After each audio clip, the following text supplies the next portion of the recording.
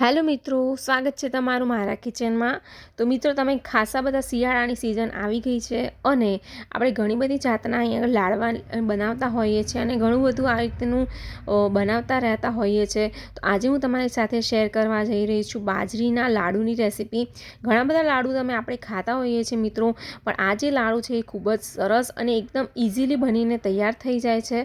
તો મિત્રો, અહીંયા આગળ મેં 1 વાટકી બાજરીનો લોટ લીધો છે અને અડધી વાટકી જેટલું ગોળ લીધો છે। આને મિત્રો ખાંડમાં આપણે બનાવવાનું નથી, બિલકુલ હેલ્ધી બનાવવાના છે આ લાડુ। તો સૌથી પહેલાં મેં અહીંયા આગળ 3 ટેબલસ્પૂન ઘી લીધું છે, એટલે 3 ચમચી ઘી લઈ લેવાનું છે અને એની અંદર આપણે બાજરીનો જો લોટ હોય છે એને આપણે સાંતળી લેવાનો છે, શેકવાનો છે। એની જે કચાશ છે એને સૌથી પહેલાં આપણે દૂર કરી લઈશું।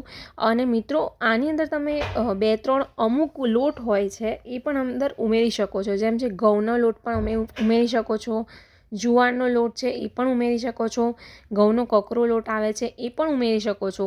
તમને મનપસંદ તમારો જે પણ લોટ હોય આની અંદર તમે ઉમેરશો, પણ આ લોટ આ આપણા લાડવા જે બનાવવાના છે મિત્રો, ખૂબ જ સરસ બનીને તૈયાર થવાના છે અને નાના છોકરાઓથી લઈને મોટાને બધાને જ ખૂબ જ ભાવશે। એટલી સરસ આપણા શિયાળાની સ્પેશિયલ વાનગી બનીને તૈયાર થવાની છે। તો લોટને મિત્રો અહીંયા આગળ આપણે સરસ રીતે શેકવાનો છે, 2 થી 5 મિનિટ તમારે સરસ રીતે શેકવાનો છે, જ્યાં સુધી એનો કલર ચેન્જ થઈ જાય। તો મિત્રો, હવે આપણો જે લોટ છે એ શેકાઈ ગયો છે। તો લોટને હું અહીંયા આગળ એક બાઉલમાં ટ્રાન્સફર કરી લઉં છું અને એ જ પેનની અંદર આપણે પાણી લઈ લેવાનું છે મિત્રો। પાણી શું કરવા લેવાનું છે તો હું તમને કહું, ગોળને આપણે પીગાળવાનો છે। તો મેં અહીંયા આગળ થોડુંક પાણી લીધું છે, 2 થી 3 ચમચી, અને 2 થી 3 ચમચી પાણી નાખ્યા પછી આપણી જે અડધી વાટકી ગોળ હતો, તો બસ એ ગોળને આપણે આ રીતે પાયો કરતા હોય છે, એકદમ પાયો નથી બનાવવાનો મિત્રો, ખાલી ગોળને આપણે ઓગાળવાનો છે। ખાસ ધ્યાન રાખવાનું છે કે ગોળની જગ્યાએ તમે ખાંડ લઈ શકો છો મિત્રો, પણ તમે જેટલું હેલ્ધી રાખશો એટલું સારું છે। કારણ કે અહીંયા આગળ મેં સ્પેશિયલ અમે ખાંડનો કોઈ પણ વસ્તુની અંદર ઓછો જ ઉપયોગ કરું છું, એટલે અહીંયા આગળ મેં ગોળનો ઉપયોગ કર્યો છે મિત્રો, પણ તમારી મરજી છે, તમે ખાંડમાં પણ બનાવી શકો છો મિત્રો। અને અમે જે ડ્રાયફ્રૂટ્સ કટ કરી રાખ્યા છે એ હું નાખી દઈશ।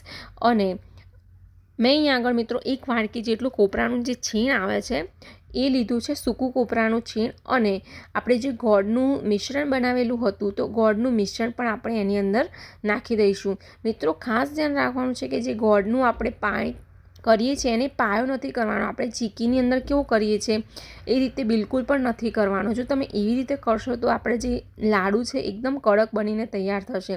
તો આપણે કડક તો બનાવવાના જ નથી, એટલે ખાલી ગોળને જે છે એ મેલ્ટ કરજો। વધારે પડતું જો તમે શેકી દેશો તો આપણા જે લાડવા છે અત્યારે બની જશે, પણ પછી જે તમે 2-5 દિવસ થશે એની પછી કડક થઈ જશે, આપણે જે લાડુ બનાવીશું બાજરીના એ કડક થઈ જશે। તો મિત્રો, જો આ રીતે સૌથી પહેલાં સ્ટાર્ટિંગમાં ચમચીની મદદથી હલાવી લેવાનું અને પછી હાથથી આ રીતે લાડુડી વાળી દેવાની છે। અને આ લાડવા નહીં માનો મિત્રો, શિયાળાની અંદર ખૂબ જ ખાવાની મજા આવે છે એવા લાડુ બનીને તૈયાર થાય છે। ઇવન બધા જ મને ઘરમાં બધાને જ ભાવશે એ હું ગેરંટી આપું છું કે બાજરીના લડ્ડુ ખૂબ જ ઉપયોગી પણ છે મિત્રો। તો આ રીતે શિયાળાની અંદર એકવાર આ રીતના લાડુ બનાવીને જરૂરથી તમે ટ્રાય કરજો, જરૂરથી તમને બધાને ભાવશે અને તમે તમારા ફીડબેક મને જરૂરથી કમેન્ટમાં કહેજો। તમે લોકો આ વિડીયો તો મિત્રો જુઓ છો પણ સબસ્ક્રાઈબ નથી કરતા, તો પ્લીઝ મારી ચેનલને સબસ્ક્રાઈબ જરૂરથી કરી લેજો।